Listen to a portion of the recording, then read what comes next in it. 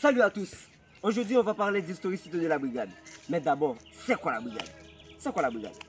La brigade, selon la définition du devenir un brigadier chrétien, la brigade, c'est un programme de développement complet en collaboration avec l'église, l'école, la famille et la société. Ça veut dire, on voit que la brigade englobe tout. On voit l'aspect religieux, l'aspect social et l'aspect familial. Pour parler d'historicité de la brigade, on voit quoi? C'est là où la brigade a été commencée. Tout a été commencé avec Joseph Couglin, un monsieur, un gros monsieur.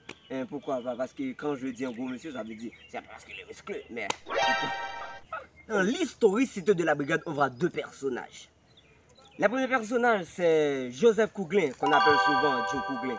Et la deuxième personnage, on voit Betty Whittaker, Bruce Lodge. Ok, Joseph Couglin, qu'on appelle le plus souvent Joe Couglin, c'est un personnage qui a fait la brigade chrétienne, qu'on appelle du nom générique Christian Service Brigade, pourquoi pas le CSB.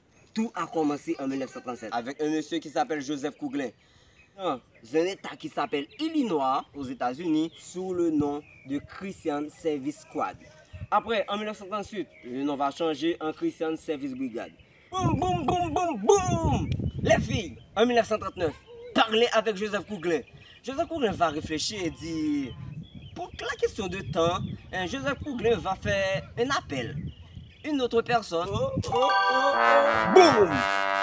Hé hé! Laisse-moi dire. Pour les filles, en 1939, a fait une entité pareille. C'est là que Betty Whittaker va monter sur ce podium. On va voir encore. Deux éléments importants à noter dans le mouvement. Pour les garçons, la brigade. Pour les garçons, on parle de Christian Service Brigade, qu'on appelle du nom générique le CSB, c'est Christian Service Brigade.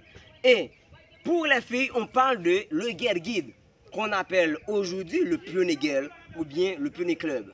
Ok? Donc, pour les garçons, il a pris naissance avec Joseph Couglin en 1937. Pour les filles, il a pris naissance en 1939 avec Betty Whittaker.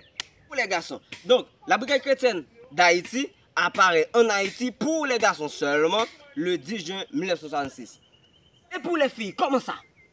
Pour les filles, en 1970, on voit que les filles apparaissent avec une dame qui s'appelle Jacqueline Brooks et encore Marina Henry. Quand on dit brigade chrétienne d'Haïti, on voit les garçons. Quand on dit les lumières d'Haïti, on voit les filles.